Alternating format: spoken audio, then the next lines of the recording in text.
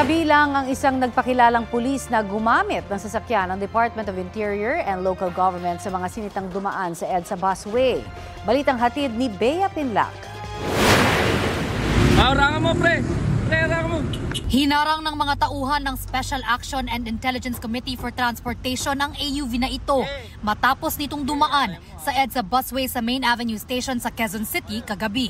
Pero kahit dumami na ang mga enforcer na pumipigil, tuloy pa rin ang andar ng sasakyan. Ayon sa SAIC, sasakyan ito ng DILG at minamaneho ng 35 anyos na lalaking nagpapakilalang pulis. Marami naman kasing ibang enforcer na nandun, pero isa lang yung talagang hindi gumalaw at hinarangan niya yung harapan ng sasakyan. Nakarehistro ang sasakyan sa DILG at nagpakilala nga ayon sa mga enforcer, nagpakilalang pulis daw siya from DILG. Kinumpiska ang lisensya ng driver at pinagbabayad siya ng 5,000 pisong multa para sa unang offense. Yung driver, ang registered na residence niya is Indonesia. So apparently ay parang hindi siya aware doon sa use ng busway, restricted use of the busway. Hindi na nakuna ng pahayag ang driver na pinakawalan ng SAIC matapos tikitan. Sinusubukan naman namin kuna ng pahayag ang DILG.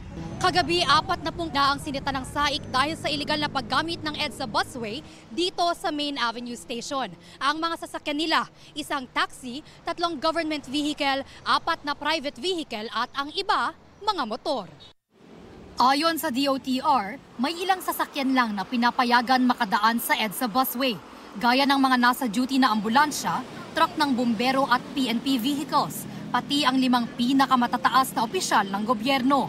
Ngayong unti-unti nang nararamdaman ang holiday traffic lalo na sa Metro Manila, inaasahan ng SAIC na lalong tataas pa ang bilang ng EDSA busway violators.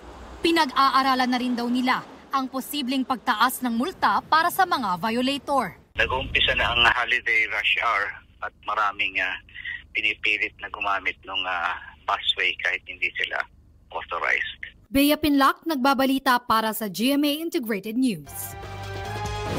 Sa isang text message, sinabi ni Interior Secretary John Vic Remulla na aaksyonan nila agad ang insidente.